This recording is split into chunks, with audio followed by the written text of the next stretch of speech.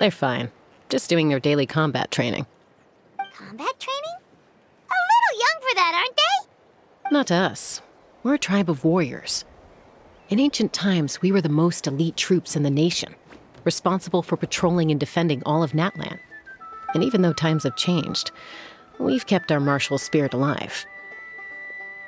Hey, is that Chaska? Chaska, you're back! Oh, can you come train with us? Now's not a good time, I'm afraid. I'm showing the Traveler and Paimon around. Maybe next time. The Traveler and Paimon? Wait, you mean that legendary warrior and legendary flying expert? Legendary? Yep, that's us, all right. Awesome. It's so cool that you can fly without having to ride a cuckoosaur. Even Chaska could only do that for short distances. Mr. Traveler, can you teach me some cool sword tricks? Oh, Mr. Traveler! My family shop makes the best volcano cake! You gotta try it! Let's behave ourselves, everyone. These people are here as our guests. They're going to meet Elder Alpa in a few minutes anyway. Kotini, instead of being jealous of other people's talents, why not work on developing your own?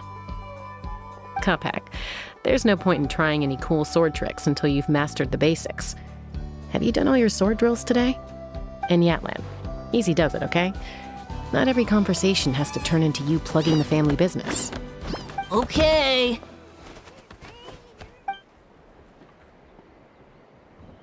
Sorry about those kids. They just got overexcited when they heard your name. Hope it didn't bother you too much. This is a volcano cake that Yatlan forced into my hands. She said to think of it as an apology gift. Whoa, it smells amazing! Traveler, you want some? Well, that's good. Yatlan will be thrilled. By the way, Chaska, those kids really adore you. You're way better with them than Paimon expected.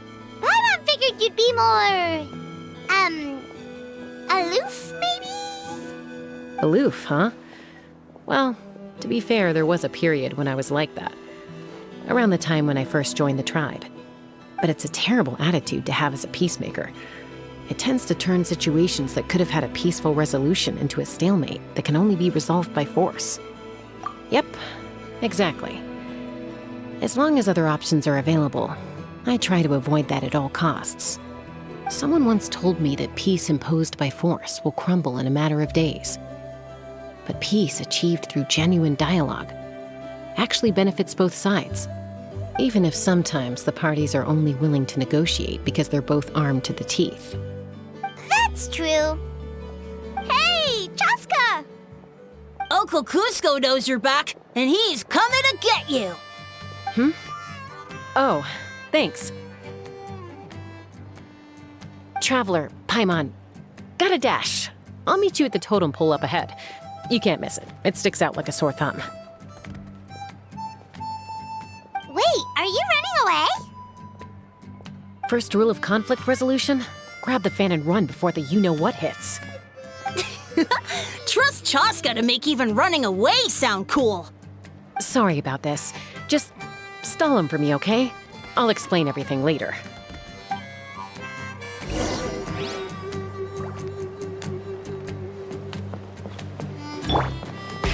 Rev the engines!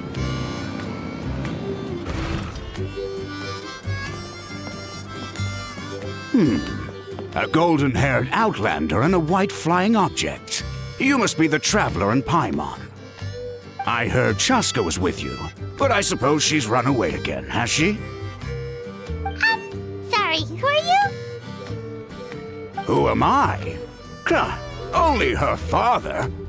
She's supposed to go for a checkup every 3 months to see how her abyss condition is doing. We both agreed on it.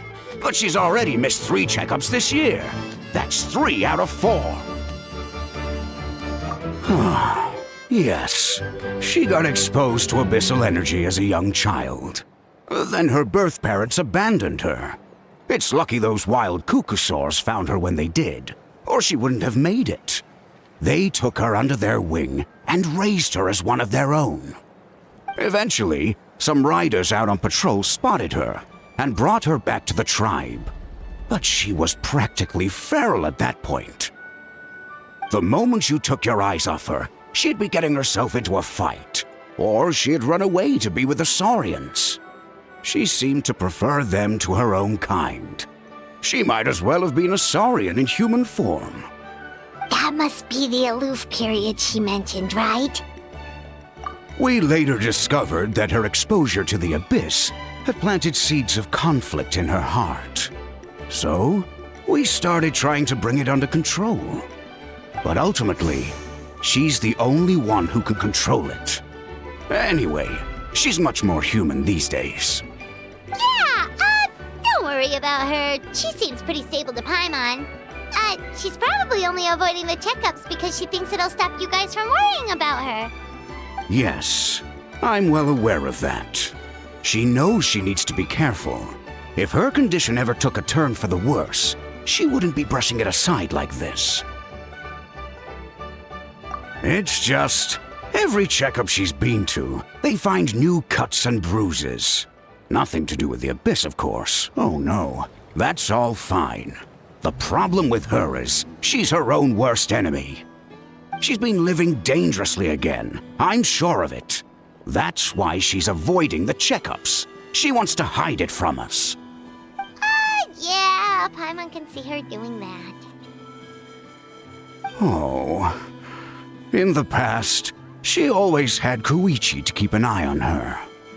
Now Koichi's gone, and I don't want to lose another daughter. Chaska's been increasingly reckless since Koichi passed. It's like she's trying to make up for it somehow. Next time you see her, please tell her to be careful for me. Even if she doesn't want to hear it. If she doesn't want to do these checkups anymore, that's fine. I just want her to stop putting herself in harm's way.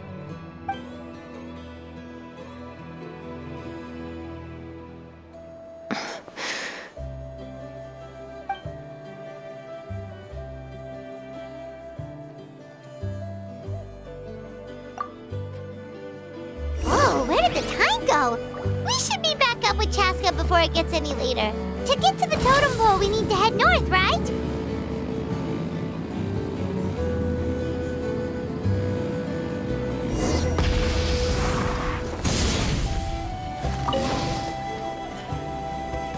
Hey, Chaska! Hey, Alba! It's all right. I bet my dad talked your heads off, huh? What did he say? I was sometimes a little impulsive back then. That's putting it mildly. The memories.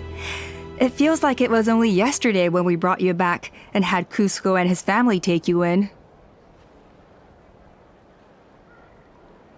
Back then, no one imagined this feral child would grow up to be the strongest warrior of the Flower Feather clan.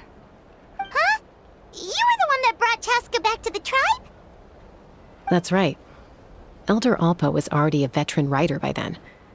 She spotted me while patrolling from the skies and tracked down my Kukasaur mom. Mom agreed it was time I tried to re-enter human society. But I didn't know the first thing about being civilized. I clashed with everyone who had to deal with me. And look at you now. Renowned throughout the land as a peacemaker. How time flies. When the day comes that I can't fly anymore, it will be up to you to look after our tribe and our flying squad. You know me, though. I'm not a natural commander. I'm better off as a lone wolf on the front line. So stick it out at least a few more years, okay?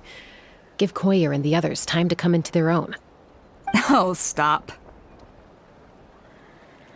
Wait, so isn't the leader just the strongest warrior in the tribe? At least Paimon figured that's how your tribe would work. Strength is certainly a core tenet in the Flower Feather clan. But strength means far more than martial prowess alone. If it all came down to individual strength, I'd struggle to call myself a warrior, let alone a member of the flying squad. Any fighter in the tribe could take me down. Well, sorry to disappoint you. It was something I aspired to at one point. So much so that I went adventuring in the Cinder City, Ochkanatlan, to try and prove myself. But it was foolish of me. I wasn't ready. I came back empty-handed and seriously injured. The fact that I survived was something, I suppose. But after that, I never seriously considered myself a strong fighter. And yet, you still managed to become the leader of the flying squad, thanks to your experience and determination. All while battling those old injuries. Don't you think that's a display of strength in its own right? Let's shelve this discussion for now. Traveler, Paimon, there are some simple refreshments on the table. Please help yourselves. Yes! Paimon was waiting for that part! They were for the snack stomach. The refreshment stomach still has plenty of space.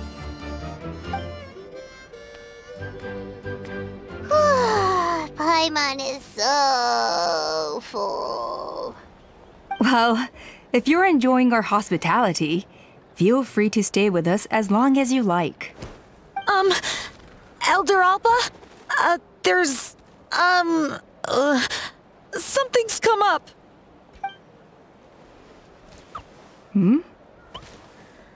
What happened? Is it serious? Shall I deal with it?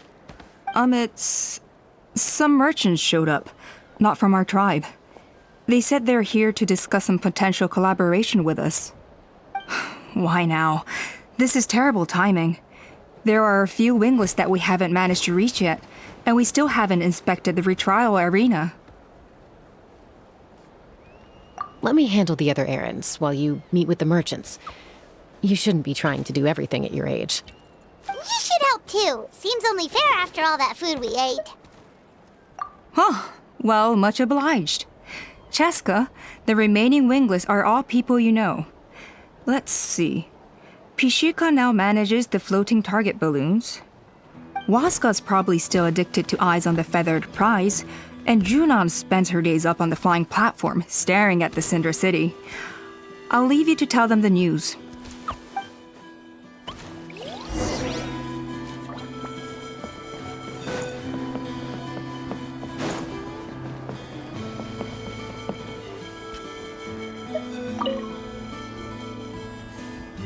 Are you sure you don't want to reconsider, Pashika?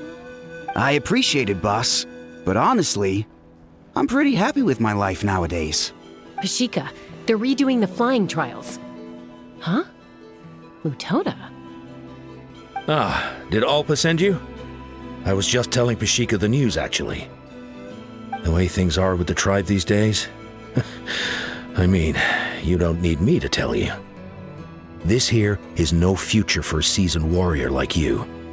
Ah, come on, boss. Do you have any idea how long it's been? I've been wingless for years now. I'm not cut out for that anymore. Of course, I'll do my part if we ever need to defend the tribe. But there's really no point in me trying out for the flying squad now. I've already made my peace with it. Not everyone has what it takes to return to the sky after going wingless. Elder Alpa's perseverance is something else. And it's okay if I'm not destined for greatness. I might not have the Kukasaur's approval, but with my hot air balloons, I can still reach the skies.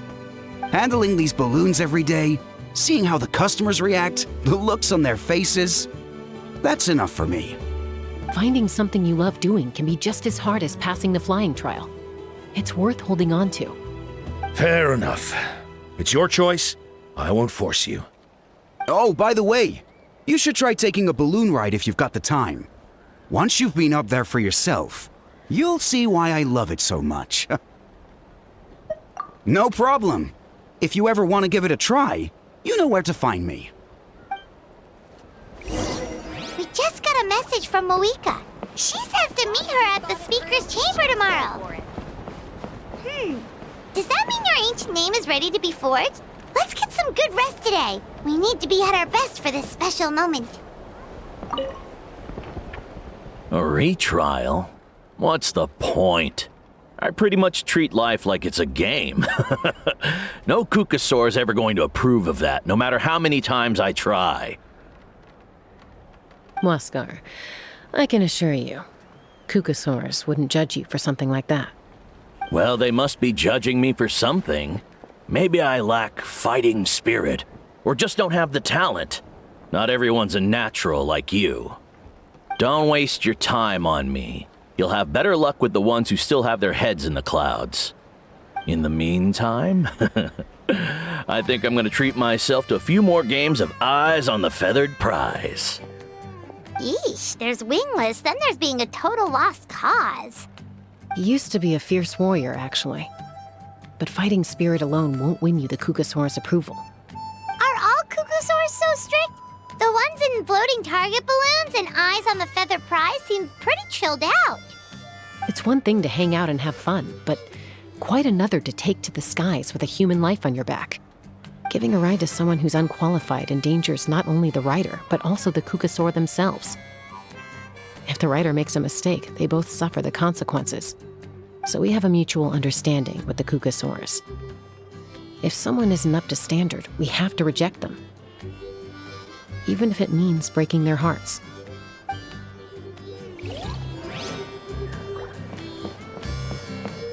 Full throttle!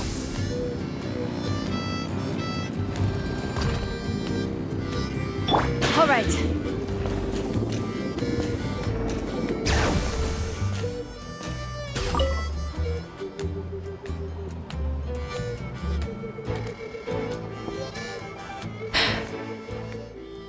Hey, Junan. Gazing out at Ochkanatlan again, huh? Chaska? What are you doing here? Is something up? The flying squad is hosting retrials again soon. Want to give it another try? Maybe you're forgetting the definition of wingless. I've failed so many times already that I've decided to call it quits for good. I'm done.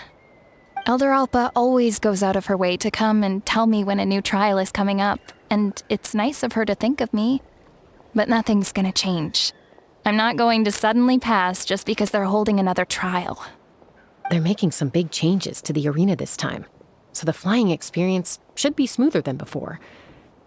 Koyer's gonna try again. No, forget it. If I was genuinely good enough to make the squad, the location shouldn't affect my chances. A true rider can fly confidently whatever the conditions, like you and Elder Alpa. Junan! They're redoing the... Huh? Chaska and the Traveler. You're already here.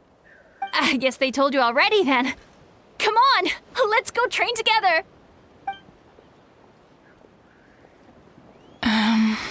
I'm gonna sit this one out. What? Why? But you've always looked up to Elder Alpa. She went wingless after her injury and spent years drifting, but even she came back and made it in the end. If she can do it, why can't you? I mean, I don't have that kind of perseverance. And besides, the last thing I want to do is fail in front of her yet again. Oh, come on. You know you don't need to worry about that. All right, well, how about we just treat this as you being my mentor? Then will you train with me? I mean... Enough umming and ahhing. Let's just get up in the air and figure it out as we go. Wait! Hold on, slow down. I can't keep up. Well, that's one way to do it. They've been best friends since they were kids. If anyone knows how to get Junan out of a rut, it's Koyer. You helped Koyer deal with her internal conflict, and now she's done the same for someone else. You know, people often talk about how one conflict leads to another and so on. But sometimes in life, things spiral in a good direction instead.